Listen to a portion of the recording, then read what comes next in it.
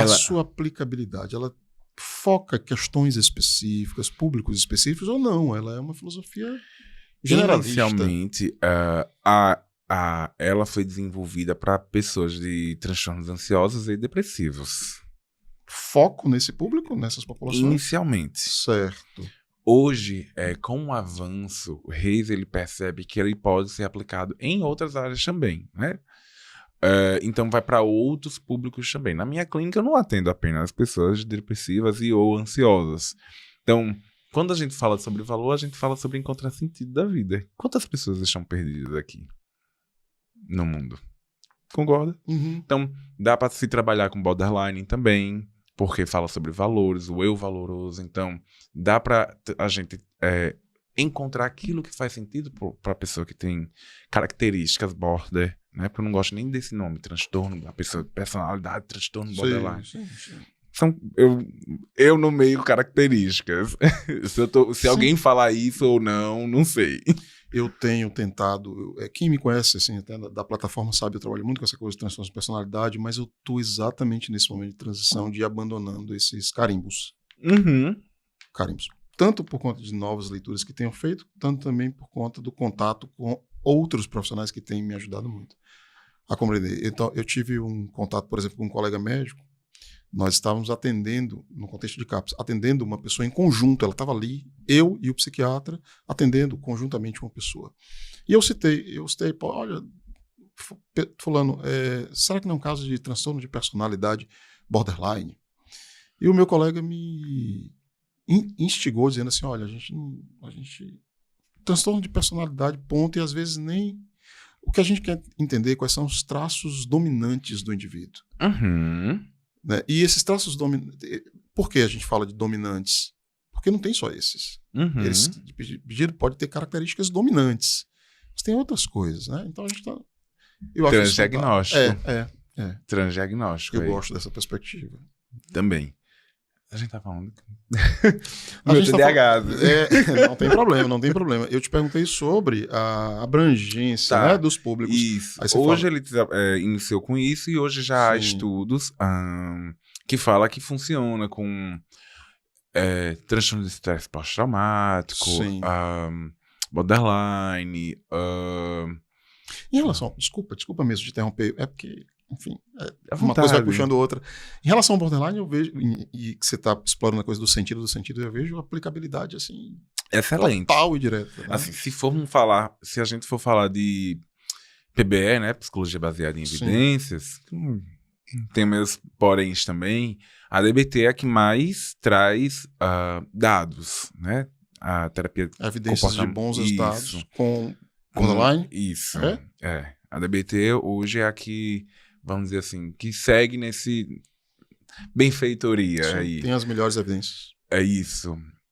Que ela é a comportamental dialética. Sim. Mas dá super para trabalhar também com ACT e com pessoas que têm essas características.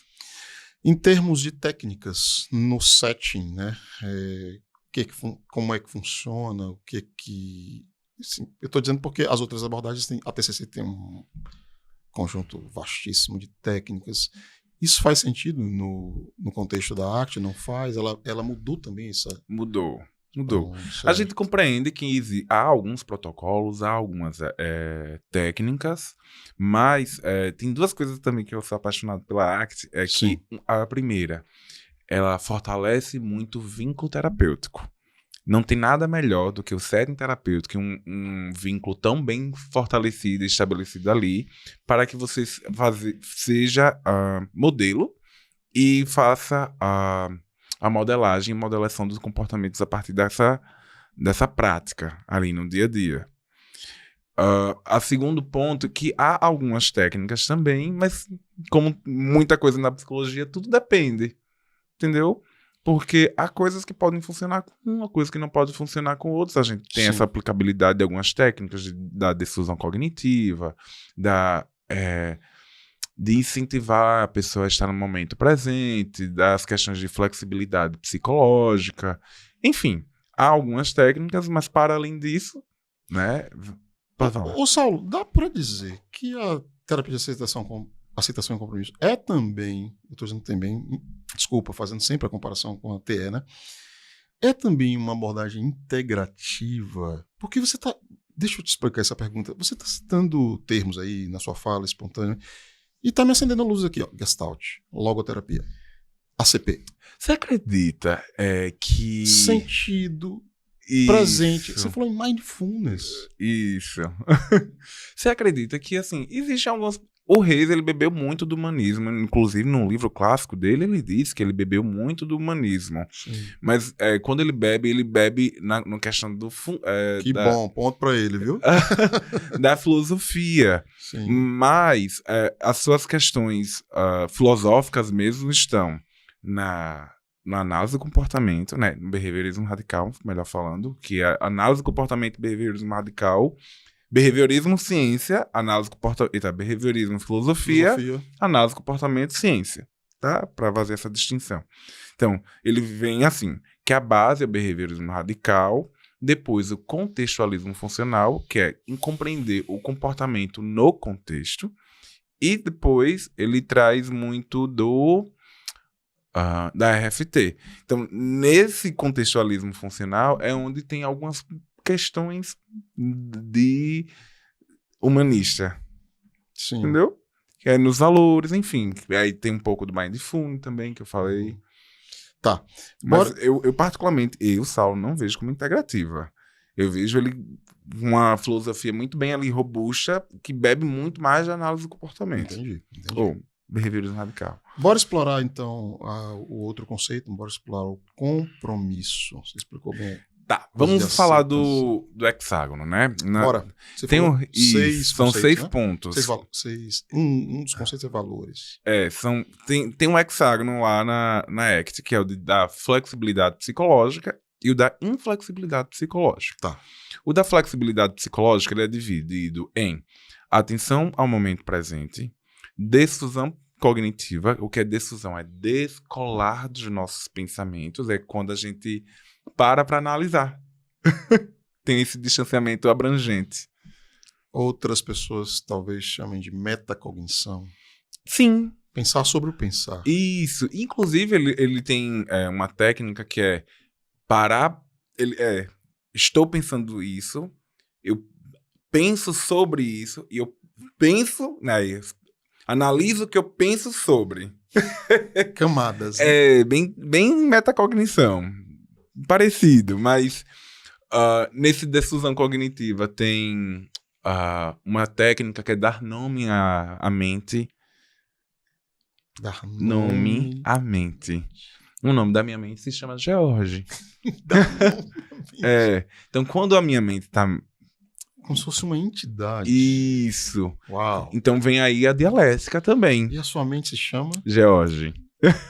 Foi aleatório. Foi aleatório. Eu escolhi um nome, assim, um nome que me parecia o nome de um velho julgador. George. E aí me veio George porque a minha mente ela é muito sacana comigo. Ela é muito julgadora. Então, quando eu erro, eu me pego muito, me invalidando, e me julgando, e me criticando de forma muito pesada. Aí eu parei. Isso é só o George que tá falando aqui. Entendeu? Então é onde a gente descola a desfusão. Tá. Aí depois da desfusão vem... peraí, viu? Atenção ao momento presente, desfusão cognitiva, valores, compromisso. Certo. Aí onde vem o compromisso? Não há valor sem compromisso.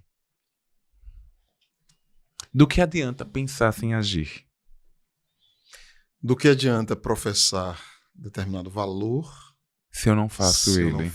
Se eu não tenho um compromisso em ação, em mover. Em ação. Por isso que é darwinista. Entendi. Entendeu? Porque a gente tá o tempo todo nos motivando a algo. Depois de compromisso, ação e compromisso. Falei 4, não foi? Creio que sim. Atenção ao momento presente. Self-contextual. Esse para mim também é sensacional. Nós somos aquilo no contexto. Eu aprendi muito sobre mim, isso, aquilo, outro, mas isso não é generalista. Eu posso, por exemplo, eu me considero inteligente na psicologia. Mas eu sou uma porta quando se trata de matemática. Então, self no contexto e falta um, que eu não me recordo agora. Enfim. Não tem problema, as pessoas pesquisam. As pessoas pesquisam. Enfim, então quando a gente está trabalhando isso, a gente trabalha os afetos. Esse hexágono é dividido em 3 partes. Afetos fica do lado esquerdo, no meio fica o momento presente e no lado direito fica as ações com o compromisso. Por isso que terapia de aceitação, aceitar as emoções e mover a algo, compromisso.